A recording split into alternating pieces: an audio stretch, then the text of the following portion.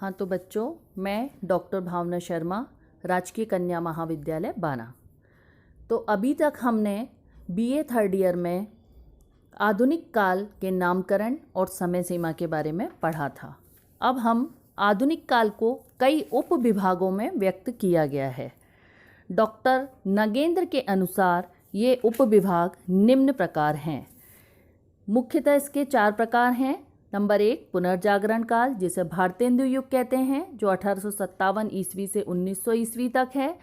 Number 2 जागरण सुधार काल, जिसे द्विवेदी युग के नाम से जाना जाता है, ये 1900 से 1918 ईस्वी तक है। नंबर 3 छायावादी युग, जो 1918 से 1938 तक माना गया है। और इसके बाद नंबर 4 छायावादोत्तर काल, इसमें प्रगतिवाद, प्रयोगवाद, नवलेखन, नई कविता आदि सब आते हैं, जिसको हम क्रमवाइज अध्ययन करेंगे। सर्वप्रथम हम पुनर्जागरण काल यानी कि भारतेंदु युग 1857 ईस्वी से 1900 ईस्वी तक, इसके बारे में जानेंगे। तो उक्त वर्गीकरण काव्य की दृष्टि से किया गया है। गद्य में हुए विकास को अलग ढंग से समझाया जा सकता है। आधुनिक काल के प्रथम चरण को भारतेंदु काल कहना इसलिए उपयुक्त है क्योंकि यह नामकरण भारतेंदु बाबू हरिश्चंद्र के महिमा मंडित जो व्यक्तित्व था उसको ध्यान में रखकर किया गया। भारतेंदु जी का रचना काल 1850 से 1885 ईस्वी तक माना गया है। महावीर प्रसाद द्विवेदी, जो कि सरस्वती पत्रिका के संपादक थे, 1903 में उन्होंने इसका संपादन कार्य संभाला था।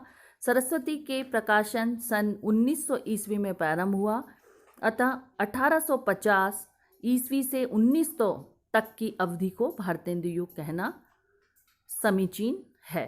भारतेंदु युग जो है वो सही अर्थों में भारतेंदु जी को ही हिंदी गद्य का जनक कहा जा सकता है, क्योंकि उनकी भाषा में ना तो मुंशी सदासुख लाल जो थे उनकी तरह पंडिताऊपन था और ना लल्लू लाल जी की तरह ब्रज भाषा और ना सदल मिश्र की तरह पूर्वीपन था। इसीलिए इनको भारतेंदु युग कहना बिल्कुल सटीक था।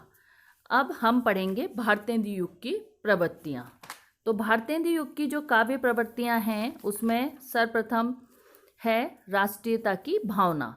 विदेशी शासकों के अत्याचार से पीड़ित भारतीय जनमानस में राष्ट्रीयता की भावना का संचार करने का प्रयास इस युग में किया गया।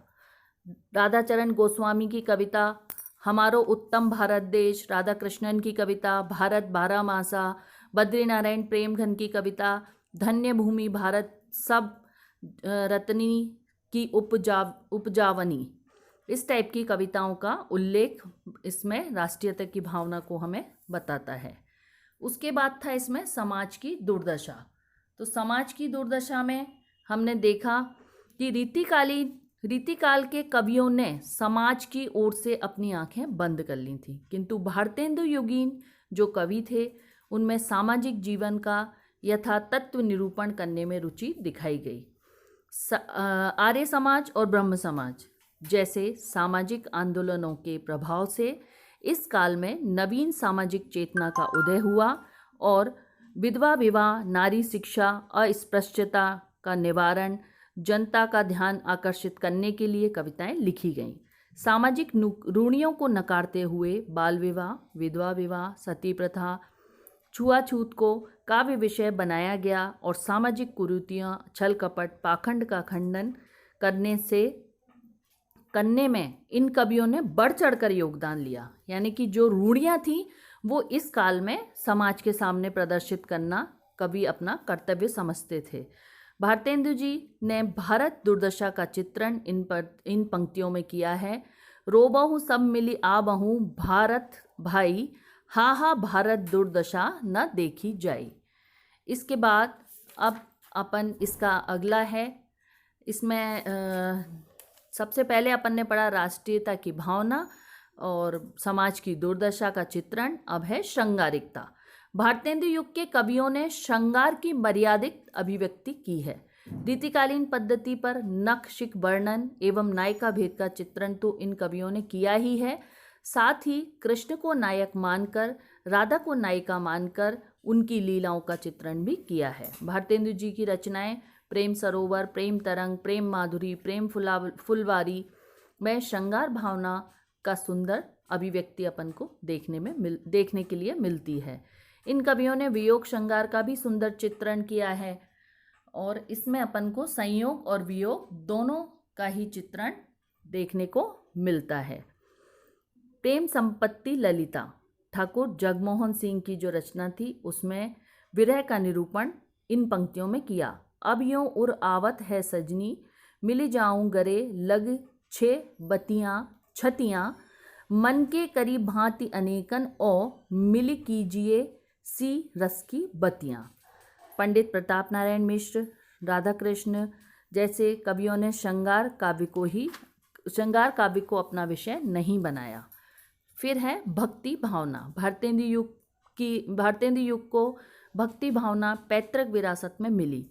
उनका भक्ति परक रचनाओं में प्रमुख है भक्ति, सर्वस्व, वैशाख महात्म्य और कार्तिक स्नान। भारतेंदु जी पुष्टि मार्गी भक्त थे और बल्लभ संप्रदाय से दीक्षित थे। राधा कृष्ण की मधुर छवि का अंकन उनके पदों में उपलब्ध है। पंडित प्रताप नारायण मिश्र राधा कृष्ण दास के काव्य में भक्ति भावना का वह स्वरूप देखने को मिलता है जो निर्गुण भक्त कवियों के काव्य में विद्वान था। फिर है प्रकृति चित्रण। भारतेंदु युगीन कवियों ने प्रकृति का स्वच्छंद रूप से चित्रण किया है। यद्यपि कहीं कहीं परंपरा निर्वाह करते हुए भी प्रकृति निरूपण किया गया है।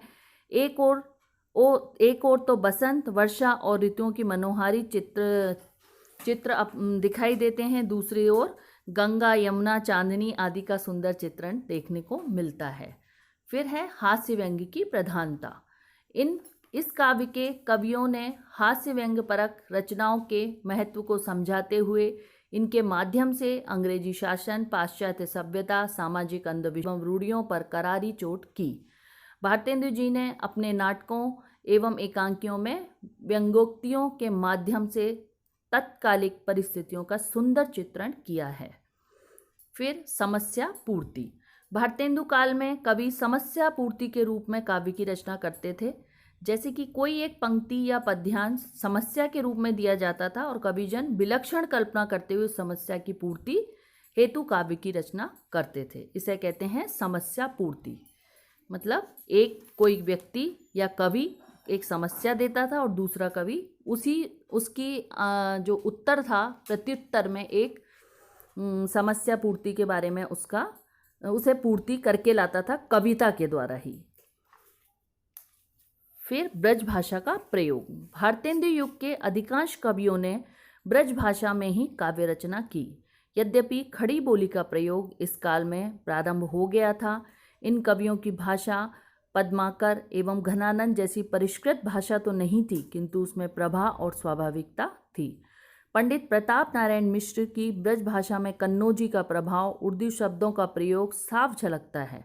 भारतेंदु जी ने यद्यपि साफ सुथरी ब्रज भाषा का प्रयोग किया, तथापि उनकी रचना फूलों का गुच्छा में उर्दू के पर्याप्त शब्द हैं। इस काल में कुछ कवियों ने खड़ी बोली में भी रचनाएं लिखीं, पर वे काल और भाषा की दृष्टि से उतनी प्रभावपूर्ण नहीं रहीं।